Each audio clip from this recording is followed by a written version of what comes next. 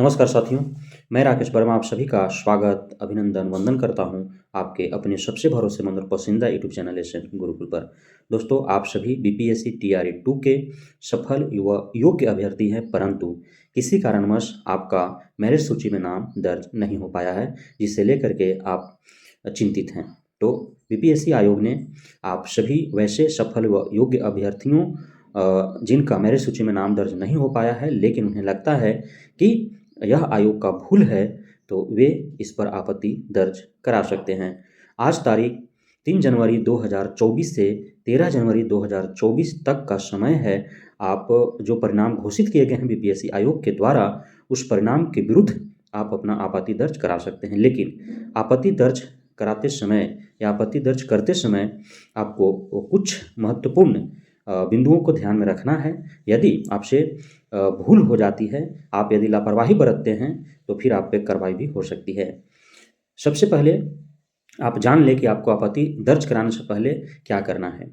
आप आपत्ति दर्ज करने से पहले आप पहले सोच लें, समझ लें, बढ़िया से जान लें कि आखिर आप जिस बात को लेकर के आपत्ति दर्ज करने जा रहे हैं, क्या वह सही है?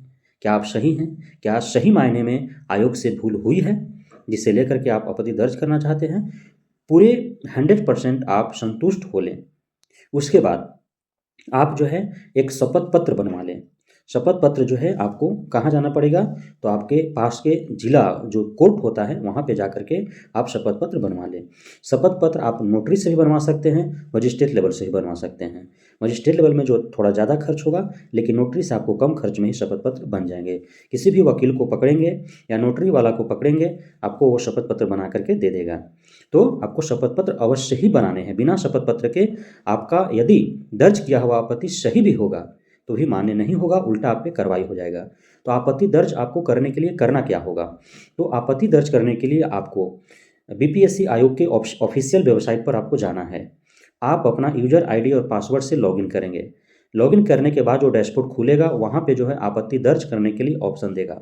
उस पर क्लिक करेंगे तो वहाँ पे आपको क्या आपत्ति है आपको लिखने के लिए उसका यदि आपके पास कोई साक्ष्य है तो उसे अपलोड करने के लिए, और आपका जो शपथ पत्र है उसे अपलोड करने के लिए आपको वहाँ पे जगह दिया हुआ रहेगा। तो आपको अपने आपत्ति जो आप बताना चाहते हैं कि हाँ, कहाँ पे आयोग के द्वारा भूल हुई है और आप किस आधार पर कह रहे हैं कि आप अभ्यर्थी सही हैं और आयोग गलत है, तो उस बात को लिखना है।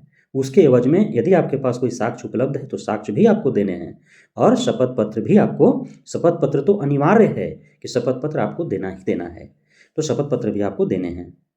इस प्रकार आप जो है आप अपना आपत्ति दर्ज करा पाएंगे। तो ये आपको हर हाल में ध्यान रखना है। 3 जनवरी 2024 से 13 जनवरी 2024 तक जो भी बीपीएससी आयोग के द्वारा परिणाम घोषित किए गए हैं, उस परिणाम के विरुद्ध आपको कोई आपत्ति है तो आप आपत्ति दर्ज करें बीपीएससी आयोग के ऑफिशियल वेबसाइट पर अपने लॉगिन आईडी और पासवर्ड से लॉगिन करके। शपथ पत्र के साथ, बिना शपथ पत्र दिए यदि आप आपत्ति दर्ज करते हैं तो आपका आपत्ति पर कोई विचार नहीं किया जाएगा, भले ही आपका दर्ज किया हुआ आपत्ति सही ही क्यों न हो।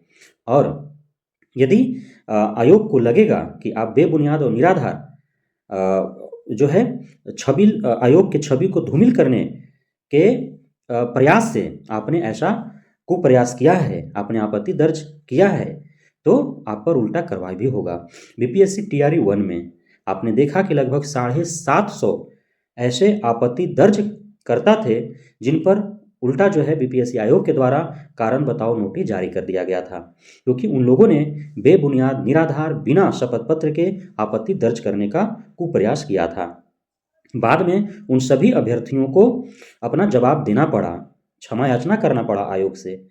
और जो लोग बीपीएससी आयोग के उस जो नोटिस निकाला गया था जिसमें जिनका रोल नंबर दर्ज थे, और उनमें से बहुत अभ्यर्थियों ने उसका कोई मायने ही नहीं समझा, तो उस पर फिर बाद में कड़ा एक्शन लेते हुए और कुछ लोगों को 3 साल के लिए, कुछ लोगों को 5 साल के लिए प्रतिबंध भी कर दिया गया, बेहद कर दिए गए हैं। कुछ को 1 साल के लिए प्रतिबंध लगाए गए हैं। अधिकांश लोगों को क्योंकि वो छोटा भूल समझ करके और 1 साल के लिए प्रतिबंध लगाया गया है, लेकिन कुछ ऐसे भी अभ्यर्थी थे जिनको 3 साल और 5 साल के लिए प्रतिबंध लगाए गए हैं। और कदाचार जो किए थे तो उनको तो आजीवन जो है वो प्रतिबंध लगा दिया गया।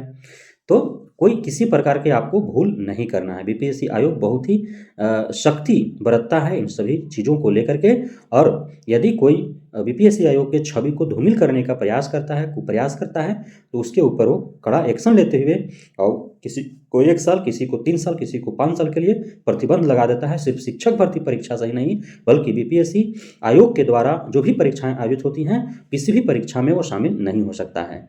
तो आप अभ्यर्थी से मेरा आग्रह है, निवेदन है कि आप किसी भी अन्य भ्रामक स्थिति में न जाएं, और आपके पास यदि पूरा जो है साक्ष्य है, आपको लगता है कि नहीं सही में आयोग के द्वारा यह भूल हुई है, तो आप जो है अवश्य ही आपत्ति दर्ज करें।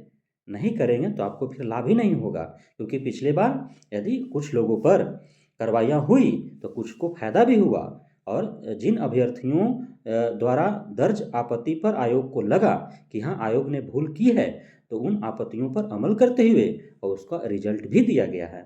बहुत ही कम संख्या में ऐसे अभ्यर्थी थे, लेकिन दिया गया। हो सकता है 10, 15, 20 जितने लोगों के आपत्ति पर अमल करते हुए रिजल्ट दिया जाए, उसमें आप भी शामिल हों और आपको भी लाभ मिल जाए। तो डरने की क्या आवश्यकता है? बस जो प्रॉपर वे है, जो बीपीएससी आयोग के द्वारा प्रोसेस है, उस प्रोसेस के द्वारा जो है आप आपत्ति दर्ज करें, कोई दिक्कत नहीं है। लेकिन आप लीगल तरह से यदि आपत्ति दर्ज करेंगे तो कार्रवाई करने के लिए वो स्वतंत्र है, कर भी रही है और करेगी भी। आप निरंतर देख पा रहे हैं, इससे आप भली-भाँति अवगत हैं। तो इसका आप खासा ध्यान रखेंगे।